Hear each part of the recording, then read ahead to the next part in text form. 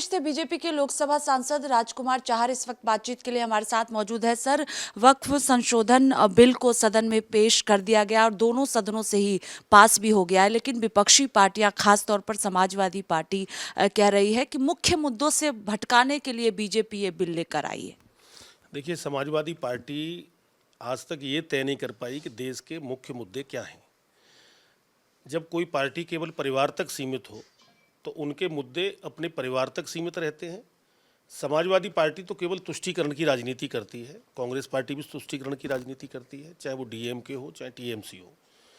ये जो वक्फ पर जो बिल आया है, मैं समझता हूँ ये एक बहुत ही क्रांतिकारी बिल है।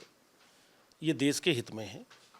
आज पूरा देश और दुनिया जानती है कि सर्वाधिक जो ज़मीन या तो रेलवे के पास है पूरे देश में, दूसरे नंबर पे आर्मी के पास है और तीसरे नंबर पे वक्फ के पास है। वक्फ में तो यहाँ तक हुआ है कि लोगों की ज़मीन को दूसरे की ज़मीन को ही दान कर दिया गया। तो इस्लाम में तो ये कहा गया था कि भाई आप दान करिए ज़मीन, वक्फ करिए अपने ईश्वर के नाम पे, लेकिन उसमें जिस प्रकार से गरीब आदमियों का शोषण हो रहा था, तो उस शोषण को ख़त्म करने के लिए, महिलाओं को सम्मान देने के लिए, मुस्लिम समाज के आने वाले जीवन में बच्चों को सम्मान और उनको हक देने के लिए ये वक्फ पे संशोधन हुआ है।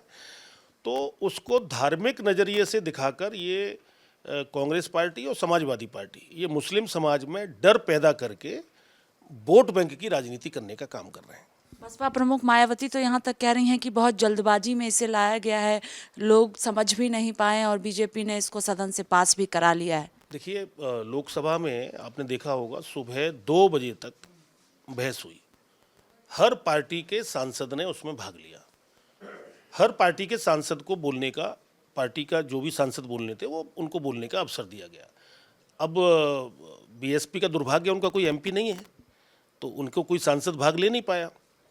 तो जब इतनी खुली बहस हुई है लोकसभा के अंदर, राज्यसभा के अंदर, अब उसके बाद ये कहना कि सर जल्दबाजी में लाएं, पूरे देश की जनता ने देखा है, हर पार्टी के चेहरे को, हर पार्टी के लोगों का क्या मत था ये सब ने देखा है। और अंत में सब ने ये समझा कि ये जो दुष्प्रचार कर रहे हैं ना कि इसमें मस्जिदें चली जाएंगी, इसमें ये हो जाएगा, ये किसी की कोई धार्मिक भावनाओं को ठेस पहुंचाने वाला नहीं है। इसका धर्म से और इस्लाम से दूर दूर तक कोई उनको प्रभावित करने वाला नहीं है। ये तो एक कमेटी बनकर उसमें टीम बनेगी, उसमें महिलाएं भी उसमें सम्मिलित होंगी मुस्लिम समुदाय की, और गरीब आदमियों के हक में वक्फ के द्वारा ज़मीनों पे पैसे की अर्निंग हो, वो उनकी शिक्षा में खर्च हो, मुस्लिम समाज के नौजवान शिक्षित बने और आने वाले समय में उनके और सुदृढ़ता के साथ वो आगे बढ़ें, इसके लिए वक्फ में संशोधन किए गए हैं। तो इसमें जो भी है वो अन्य पार्टियां हैं वो अपने अलग चश्मे से देख रही हैं। और मैं ये और कहना चाहूँगा आपसे, आपने देखा होगा कि इस समय मुस्लिम तुष्टीकरण की होड़ सी लगी है विपक्षी दलों में।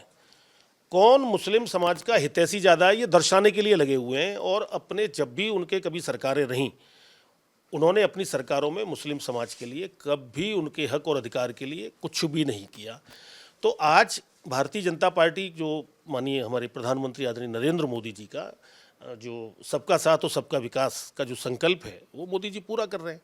तो अब कांग्रेस को, समाजवादी पार्टी को, टीएमसी को, डीएमके को, जो अन्य विपक्षी राजनीतिक दल हैं, उनको लगता है कि यार मुसलमानों की हम बातें करते रह गए और मुसलमानों के हक और गरीब के अधिकार की बात काम बीजेपी कर रही है। आखिरी सवाल है कि एक तरफ तमाम पार्टियां विरोध कर रही हैं, चाहे बसपा की बात करें क्योंकि मायावती कह रही हैं कि मुसलमानों के साथ हैं, लेकिन जिस तरह से विपक्षी पार्टियों द्वारा समाजवादी पार्टी, कांग्रेस पार्टी कह रही है मुसलमानों का हक बीजेपी छीन रही है, तो क्या आने वाले दिनों में भारतीय जनता पार्टी मुस्लिम समाज के बीच में जाके समझाने का भी काम करेगी कि इससे किस तरह से फायदा होने वाला है? देखिए, पूरे देश भर से लाखों पत्र आए, विभिन्न मुस्लिम समुदाय और उनके जो धार्मिक गुरु होते हैं, उनके प्रतिनिधि मंडल हमारे अल्पसंख्यक मंत्री किरण रिजिजू साहब से मिले, उनको समर्थन दिया। ऑनलाइन अनेक प्रकार के लोगों के सुझाव आए, सबके सुझाव को जो मुस्लिम समाज के हित में हो सकता था उनको सम्मिलित भी किया गया है। तो ये एक क्रांतिकारी कदम उठाया है। दूसरा, मैं आपसे फिर कहूँगा, कांग्रेस पार्टी ने कर्नाटक में धार्मिक आधार पर 4% का रिजर्वेशन दिया, संविधान के खिलाफ है। कांग्रेस पार्टी संविधान की दुहाई दे के हाथ में लेके घूमते हैं संविधान को, एक पवित्र ग्रंथ है हमारा, देश चलता है संविधान से। तो संविधान का अगर मजाक किसी ने उड़ाने का काम किया है, संविधान का उपहास किसी ने उड़ाया है, संविधान को जो एक तरह से आप कहेंगे असंवैधानिक जो लोग ये शब्द प्रयोग करते हैं, तो असंवैधानिक कार्य तो विपक्षी दल कांग्रेस समाजवादी पार्टी कर रहे हैं। अब 4% का आरक्षण देना वहाँ, इधर आपने देखा होगा कि राणा सांगा के बारे में जो हमारे देश के गौरव हैं, जो मुगल आक्रांता से लड़े बाबर से बहादुरी के साथ, उसके ऊपर भी प्रश्न चिन्ह, उनके ऊपर भी प्रश्न चिन्ह लगाया, उनको गद्दार कहा गया। तो भारत में रहकर और भारत के हमारे पुरखे जो मुगलों से लड़कर जिन्होंने हमको आज अस्तित्व हमारा रखा हुआ है, उनको भी चुनौती दे रहे हैं। तो ये क्या एक अंधी और एक गलत रास्ते की एक होड़ मची है कि मुस्लिम वोट बैंक को हम अपने अपने पाले में कैसे लें। कांग्रेस कहती है मैं अपने पाले में लूं, समाजवादी पार्टी को लगता है मुझसे न छटक जाएं, बसपा को लगता है मुझसे न चले जाएं, ममता दीदी को लगता है कि मुसलमान मेरे साथ रहना चाहिए। तो एक मुस्लिम, क्योंकि ये सनातन समाज में तो ये सबकी स्थिति सामने क्लियर हो गई है ना। तो ये चाहते हैं कि एक तरह से हम आपस में बंटवारा करें, लोगों को जातिवाद पर बांटें, धर्म के नाम पर अपनी रोटियां सेकें। तो तुष्टीकरण की राजनीति की पराकाष्ठा कांग्रेस पार्टी और समाजवादी पार्टी कर रही है, और संतुष्टीकरण और सबका साथ सबका विकास ये देश के प्रधानमंत्री श्री नरेंद्र मोदी जी कर रहे हैं। बहुत शुक्रिया बातचीत के लिए। देखिए, साफ तौर पर कहना है कि विपक्षी पार्टियां बांटने का काम कर रही है, दूसरी तरफ इस बिल से मुस्लिम समाज का भला होने वाला है। कैमरा पर्सन देवेंद्र के साथ स्वाति पाठक, भारत समाचार, दिल्ली।